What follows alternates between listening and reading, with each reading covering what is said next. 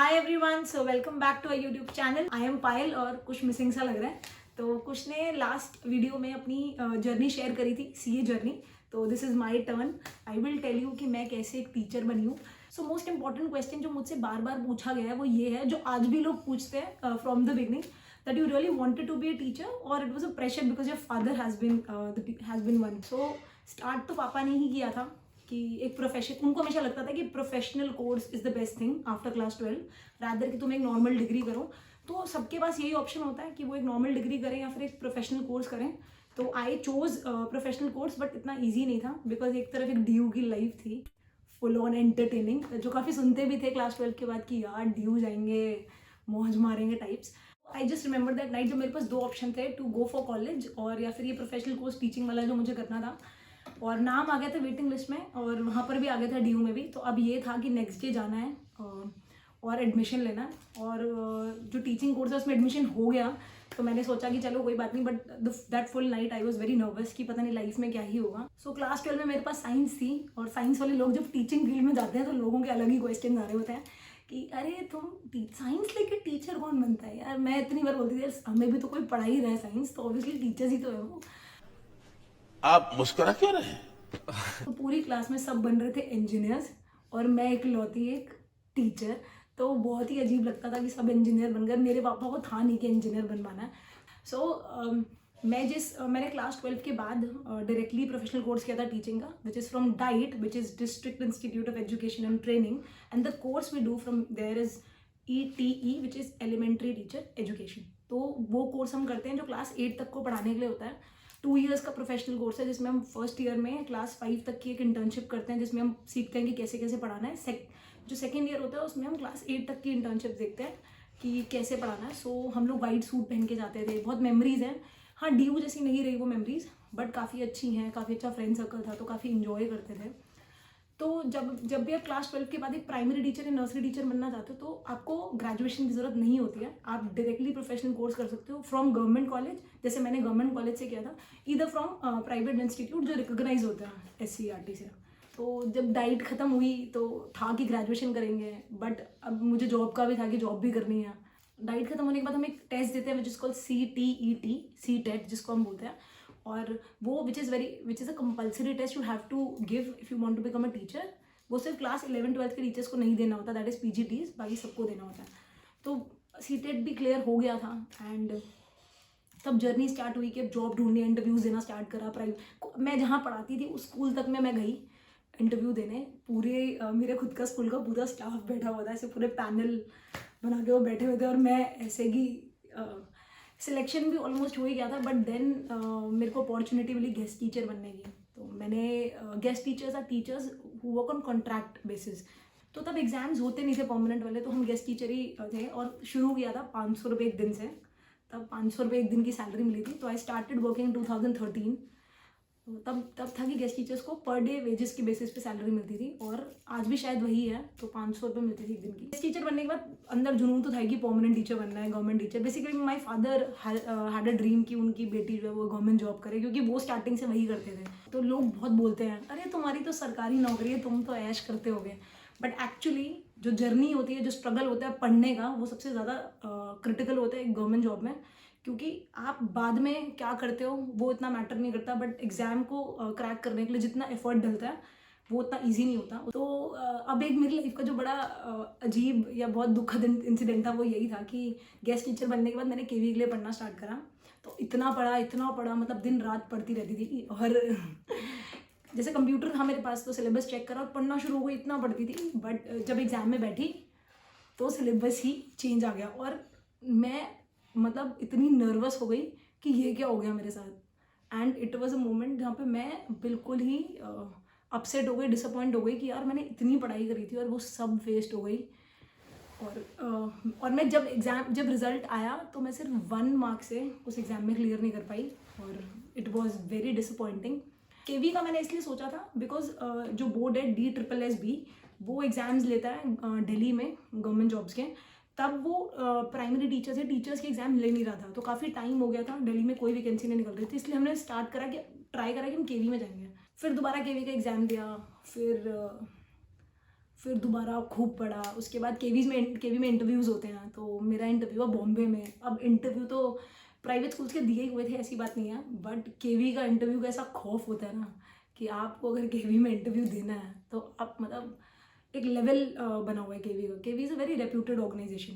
तो जब गई तो हमें बॉम्बे में इंटरव्यू हो रहा था और घूमे बहुत, बहन के साथ गई थी तो फुल इन्जॉय किया। 1 हफ्ते का ट्रिप था, सोचा था इंटरव्यू देने के बाहर निकल गया सब भूल जाएंगे और सिर्फ फुल मुंबई इन्जॉय करेंगे। My sister Bhavna has been very supportive in life. तो मेरे पापा और भावना दी ने बहुत सपोर्ट किया है जहाँ पे मैं आज हूँ, या जो भी मेरी जर्नी रही है उसमें। तो आई स्टिल रिमेंबर मेरे इंटरव्यू से पहले मेरी बहन ने कहा कि हम होटल के रूम में थे और वो कहती हैं दही कहाँ है, दही दही चीनी खिलाऊंगी तो शी वाज लाइक दही चीनी खिलाऊंगी। मैंने कहा यार आप भी। तो इंटरव्यू सिर्फ मतलब because it was Bombay and 5 minute में यार, it was a quick interview. आपसे 5-6 क्वेश्चन पूछे गए, आपको ऑन द स्पॉट बोला गया और ख़त्म। मतलब आपको जज करने के लिए, आपको कॉन्फिडेंस जज करने के लिए it was more than enough, 4 to 5 minutes. फिर फाइनली सिलेक्शन हो गया, अच्छे मार्क्स आ गए थे, इंटरव्यू में आया, इंटरव्यू के बाद सिलेक्शन हुआ, final list I. I still remember हम लोग बैठ के लिस्ट पे ऐसे नाम ढूंढ रहे थे। मेरे पापा स्क्रॉल कर रहे थे पूरा टाइम कि नाम कहाँ है, नाम कहाँ है, नाम कहाँ है, और हम शायद गलत लिस्ट देख रहे थे। मेरे एक फ्रेंड ने बताया कि हम गलत लिस्ट देख रहे हैं, और फिर हमने जब करेक्ट लिस्ट देखी और मेरा नाम देखा, my father was full of pride. He was very happy because he actually wanted this to happen कि मेरी बेटी की गवर्नमेंट जॉब हो। He always wanted this and he has been very supportive throughout. तो उनका एक dream come true moment था, दो मेरा भी था, बट एक असमंजस भी था कि इतनी दूर बाहर जाना है, कहीं ना कहीं बाहर ही पोस्टिंग होगी, कहाँ होगी, कैसे होगी, उसका डाउट भी था। But you know it is very beautiful to see your parents happy because of you. काफ़ी अच्छी पोस्टिंग मिली यूपी में, पीलीभीत में। अब जब पीलीभीत जाने का टाइम आया तब तो सोच तो लिया कि गवर्नमेंट जॉब करनी है, परमानेंट होना है, बट जब पीलीभीत जाने का टाइम आया तो it was very heart broken type of moment. I still remember जब मैंने पहले दिन ज्वाइन किया था, मैं अपने पापा के साथ गई थी, मेरी फ्रेंड बनी थी वहाँ पर एक, उसने भी ज्वाइन किया था दिल्ली से ही। 2 दिन बाद दिवाली थी और जिस दिन ज्वाइन किया था उसी दिन हम कहीं का घर देखकर जहाँ पे रहना था वहाँ से वापस आ रहे थे। एंड आई स्टिल रिमेंबर कि बस में मतलब I was about to cry because Delhi के लोग ऐसी जगह पे जाके रहना हमारे लिए बहुत डिफ़िकल्ट होता है। जो लाइफ हमने बचपन से जी है उसको छोड़ के एक ऐसी जगह जाना जहाँ पे यूपी का एरिया है, कुछ आइडिया नहीं है, बिल्कुल अननोन है। It was not Bangalore, it was not Pune, it was UP. और कुछ आइडिया नहीं था कि लाइफ आगे क्या दिखाने वाली है, कैसा लगेगा। बिकॉज बचपन से ही वो देखा है ना कि जैसे स्कूल में कुछ भी होता था तो घर आके पापा आज ये हुआ है, मम्मी आज ये हुआ है, तो वो एटीट्यूड रखा है। अब जब घर वापस जाएंगे तो पापा मम्मी तो मिलेंगे ही नहीं, तो वो वाला सोच सोच के वो चीज़ें बहुत डिसअपॉइंटमेंट हो रही थी। बट देन ज्वाइन किया, एक्सपीरियंसेस थे, बहुत अच्छा था, फ्रेंड के साथ रहती थी। और सबसे इम्पॉर्टेंट जो वहाँ पे फैमिली थी जिनके घर पे हम रहते थे, अंकल आंटी, उनकी बेटियाँ, उन्होंने बहुत सपोर्ट किया। It was just like my own family. मतलब मैं नॉनवेज खाती थी तो हिमानी नहीं खाती थी, तो अंकल क्या करते थे, अंकल आंटी जैसे जिस दिन चिकन बनता था, अरे पायल हमने चिकन बनाया, नीचे आ जाओ, तो वो वाला एटीट्यूड था। इट वॉज मतलब वो हमारी, मैं बोल सकती हूँ शादी से पहले वो मेरी सेकेंड फैमिली थी। तो बहुत अच्छे लोग थे, ये सब कुछ एक्सपीरियंस करा और बहुत अच्छी जर्नी भी थी क्योंकि खाना भी खुद बनाते थे। घर जा रहे हैं, खाना बना रहे हैं रात को, यार कौन खाना बनाएगा, मैगी खा लेते हैं। तो वो वाली जर्नी रही थी। और रही बात मेरी एजुकेशन की, तो मैंने वो हमेशा साइड बाय साइड परस्यू करी है। मतलब आज भी from 2013 to 2022 I haven't wasted any year of my life कि मैंने कभी भी ऐसा हो कि मैंने कोई कोर्स नहीं कर रही मैं। तो मैं हर टाइम पे कुछ ना कुछ कर रही थी। 13 से लेके जब हुआ तो वो ग्रेजुएशन स्टार्ट कर दी थी, तो 13 से 16 तक ग्रेजुएशन स्टार्ट कर दी। उसके बाद बीएड करा, उसके बाद तो बीएससी केमिस्ट्री करी, बीएड करा, फिर एमएससी करी, एमएससी केमिस्ट्री जो अभी लास्ट ईयर ही कंप्लीट हुई थी। उसके बाद अब एमए इंग्लिश कर रही हूँ, डबल एमए। तो एजुकेशन तो साथ साथ चल ही रही है। हाँ, सब बोलते भी हैं भाई कितना पढ़ोगे, तुम्हारी ज़िंदगी में पढ़ाई के अलावा कुछ भी नहीं है। और एक्चुअली हम टीचर हैं और टीचर्स की लाइफ में पढ़ाई is all, education is everything because when you take it you are able to give it. और उससे पहले DSSB ने फाइनली वैकेंसीज निकाल दी थी। मतलब एवरीबडी वॉज वेरी हैप्पी जो भी टीचिंग प्रोफेशन के लोग थे, because they were desperately waiting for the vacancies. और बहुत साल बीत गए थे, कोई वैकेंसी नहीं आई थी। फाइनली वैकेंसीज आई, फिर हमने पढ़ना शुरू करा। हमारी लाइफ ही यही होती है, जैसी वैकेंसी आती है पढ़ना शुरू कर दो, सब छोड़ दो। फिर सिलेक्शन MCD और वापस आ गए अपने घर। तो सबसे ज़्यादा खुशी सिर्फ इसी बात की थी कि भाई अब हो गया बाहर का सफ़र ख़त्म और अब आ गए अपने घर, बिकॉज लाइफ में बहुत सारे और प्लान्स थे जो वापस घर आने के बाद ही हो सकते थे, शादी वादी एंड ऑल दैट। तो then finally to become a government teacher, क्योंकि मैं तो एक गवर्नमेंट टीचर हूँ और मैं वही सजेस्ट कर सकती हूँ कि अगर आप गवर्नमेंट टीचर बनना चाहते हो तो you have to qualify an exam which is conducted by DSSB। And DSSB जो एग्जाम्स कंडक्ट करती है, assistant teacher nursery, primary teacher, TGTs, PGTs जो भी कंडक्ट करती है, उसके लिए हमें बहुत पढ़ना पड़ता है, as I told you earlier.